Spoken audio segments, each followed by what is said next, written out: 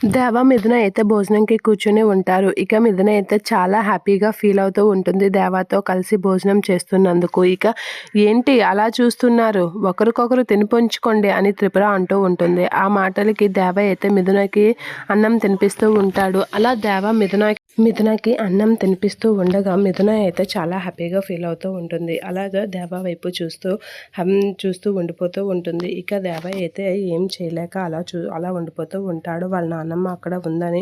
ఇక దేవకి అయితే మిథున అన్నం తినిపించడానికి రెడీ అవుతూ ఉంటుంది. అదంతా చూసి సత్యమూర్తి అయితే అలా చూస్తూ ఉండిపోతూ ఉంటాడు. ఇక శారద అయితే ఏంటి వీళ్ళు అని అయితే చాలా హ్యాపీగా నవ్వుకుంటూ ఉంటుంది. అత్తయ్య ద్వారా అయినా మంచిగా జరుగుతుంది అని అయితే అనుకుంటూ ఉంటుంది. ఇక దేవకి అయితే మిథున అన్నం తినిపిస్తూ ఉంటుంది. అలా దేవకి ఆ మిథున అన్నం తినిపిస్తూ ఉండగా దేవ అయితే తింటూ ఉంటాడు. తిన్నట్లుగా అలా ఎడంగా తినేసరికి మిథున అయితే అలా చూస్తూ ఉండిపోతూ ఉంటుంది. ఇక దేవ తన చేతులతో తిన్నాడనే ఆనందంలో మిథున అయితే అలా చూస్తూ ఉండిపోతూ ఉంటుంది. ఇలా మీ ఇద్దరు జంట చూస్తూ ఉంటే చూడముచ్చటగా చాలా బాగున్నారు.